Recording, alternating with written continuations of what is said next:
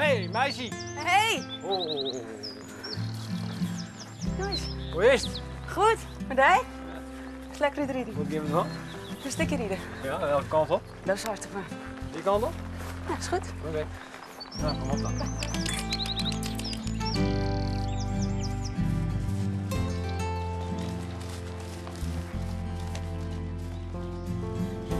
Kom, Fred. Is dit een spring? Hey, ik ben er al. Je erin? Heb je een zakje voor? Is heel spannend. Kijk, en dan heb ik hier nog een paar leuke hobbykarretjes staan. En daar hebben we mijn zoon, Menno.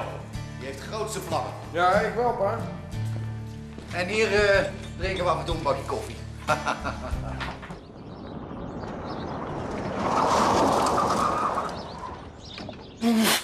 God, mens.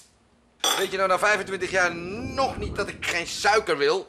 Oh, sorry, Sjaan. toch. Sorry, Sjaan. Die jongen voert iets in zijn schild.